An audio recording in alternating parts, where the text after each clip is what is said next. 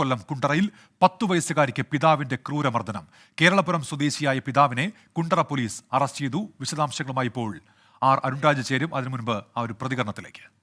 കതവി കൊണ്ടുവന്ന് തലയൊക്കെ ഇടിപ്പിച്ച്, പിന്നെ തോളത്ത് ചവിട്ടി, പിന്നെ ഒറ്റക്കാലി പിടിച്ച് നിലത്ത് കുത്തി. ഇല്ലായിരുന്നു, അമ്മ ജോലിക്ക് പോയിരുന്നു. ഞാനും അനിയത്തി അച്ഛനും വെള്ളമായിരുന്നു. കൂട്ടുകാരന്മാരുമായിട്ട് ഇവിടെ വന്നിരുന്ന് വെള്ളം അടിച്ചായിരുന്നു. അന്നേരം ഞാൻ ചോദിച്ചപ്പോൾ പറഞ്ഞ് വീട്ടിൽ പട്ടിയെ കുളിപ്പിച്ച് ടെറസിൻ്റെ മേളിൽ കയറ്റി പട്ടിയായി കളിച്ചുകൊണ്ടിരുന്നപ്പോൾ മോള് മറിഞ്ഞ് വീണ്, സ്റ്റെപ്പിൽ നിന്ന് മറിഞ്ഞ് വീണെന്നാണ് പറഞ്ഞത്.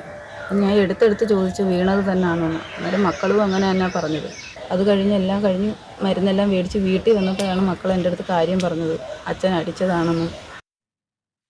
ആർ അരുൺരാജുണ്ട് ഇപ്പോൾ വിവരങ്ങളുമായി കൊല്ലത്തുനിന്ന്. അരുൺ, എന്താണ് ഈ ക്രൂരമർദ്ദനത്തിന് പിന്നിൽ? അരുൺ,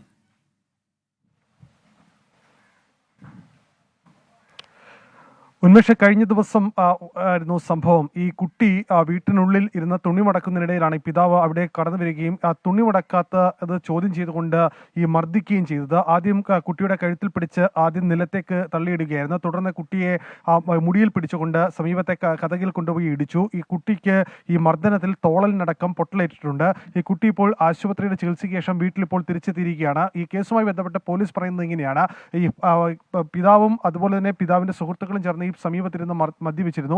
ഇതിനുശേഷമാണ് ഈ മർദ്ദനം ഉണ്ടായിട്ടുള്ളത്. ഈ കേസിലെ വ്യക്തി, ഈ പിടിയിലായ പിതാവ്, നേരത്തെ ഇദ്ദേഹത്തിന്റെ ഭാര്യയുടെ പിതാവിനെ മർദ്ദിച്ചു കൊന്ന കേസിലെ പ്രതിയാണ് എന്ന് കൂടി പോലീസ് പറയുന്നു. ആ കേസിലെ ഏക ദൃക്സാക്ഷിയാണ് ഈ കുട്ടി. ഒരുപക്ഷെ അതിന്റെ വിചാരണയടക്കം തുടങ്ങാനിരിക്കുകയാണ്. ഈ കുട്ടിക്ക് നേരെ പ്രതിയുടെ ഭാഗത്ത് മർദ്ദനം ഉണ്ടായത്.